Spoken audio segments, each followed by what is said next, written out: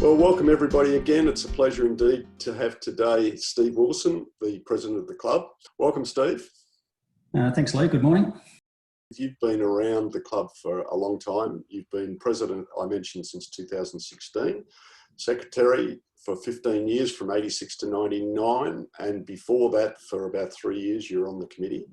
That's a substantial involvement. That's close to 40 years when you look at it. You've been a life member for some time, so it's quite an imposing record just from an administrative level, but there's also the playing Steve Wilson. Steve, I want to find out a few things about you. Gus, where did that nickname come from? Yeah, I can tell that story fairly accurately, I believe.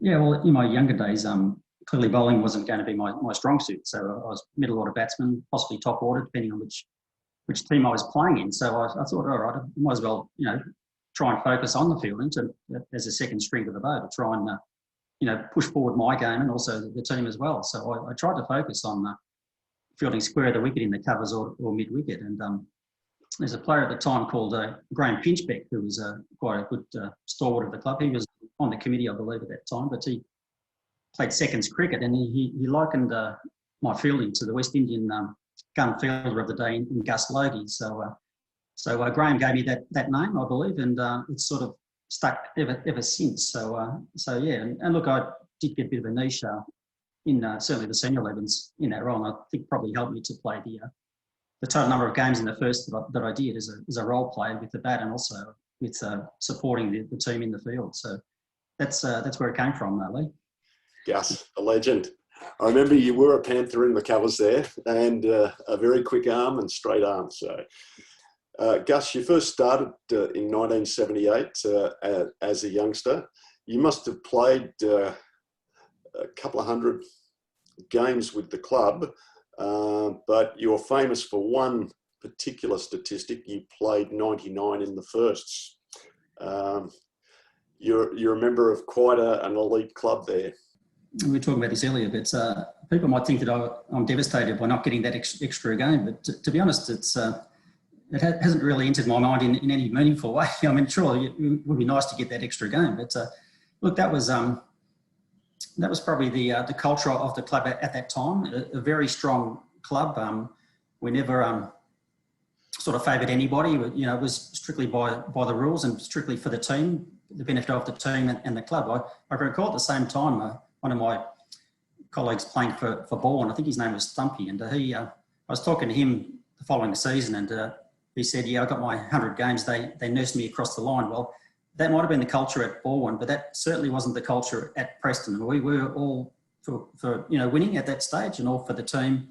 And I'm sure the club didn't bat an eyelid at the fact that was the case. I suspect that nobody actually realised I was 99 games at the time, but that's beside the point. The culture of the club was very different to a lot of our other clubs, and that's possibly a reason why we were so successful during that period.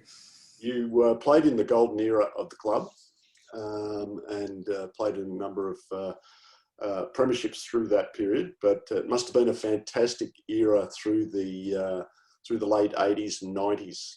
What's your recollections of it? For me, it started when Neil Kirkpatrick came to the club as senior coach, and Killer was a very intense coach, very good coach, experienced, played a lot of Premier cricket, we always had the depth at the club. And I think the first signs of hitting that golden period was our second 11 at the time, and we I think from the mid to late 80s we won 4 flags on the trot in the seconds. Had a fantastic time off that, and that's. During that time, the first 11 was making the finals and making the semis and the grand finals, but just couldn't quite get across the line. So once that run of the seconds sort of came to an end, the first 11 took over again. They managed to find the magic ingredient, which enabled them to, getting to the finals we found quite easy, but winning the big finals we found quite tough, and we managed to locate the magic formula. And of course, the rest is history. During that subsequent period, the club had a fantastic run during the early 90s, possibly late 80s, but certainly through the 90s, we were the outstanding club in the competition. There's there's no question about that. And we had a fantastic time. Look, I was happy to be part of that, sort of playing in the firsts and seconds where needed. And look, I was just so grateful that we had so many great players in the firsts and seconds, and even throughout the club, and also great success during that time. Yeah, you played in 3 premierships, Steve, and some of those teams were very, very, very strong, weren't they?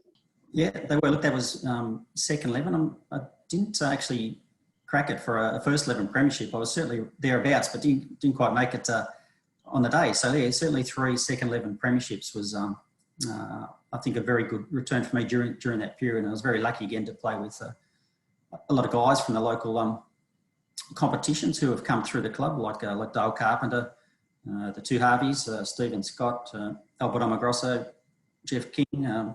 Brian Duncan was probably established in the first at that time. Shane Day, who was trying to find a way to get into the first at that time. Aaron Weary, who's on the steering committee of the 1860 Club.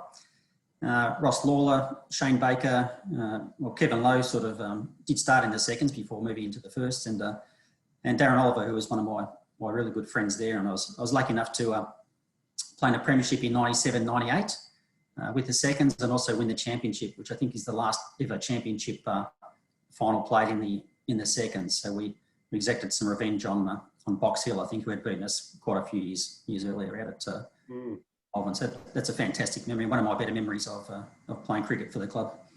Fantastic. You won 2 batting averages along the way as well. Where did you like to bat, Steve?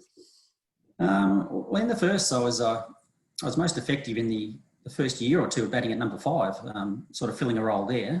Of course, we had the gun bats ahead of me, and I thought that was quite a good time, because generally you'd get to bat before tea and then push on after tea when the going is usually quite good. But most of the first 11 was probably batting at number 6, because our batting lineup was so strong at that time that I got pushed down into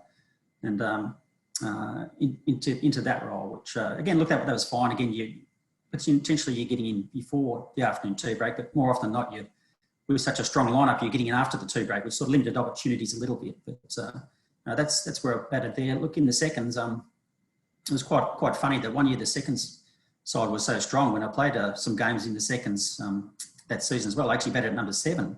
So it just shows how strong the seconds batting lineup was at that time, when I was deemed first 11 fringe player to actually bat at number 7 in the seconds. So it was quite good. We had a very strong team. They might have been that year. They might have been 97, 98 when we won the grand final and championship.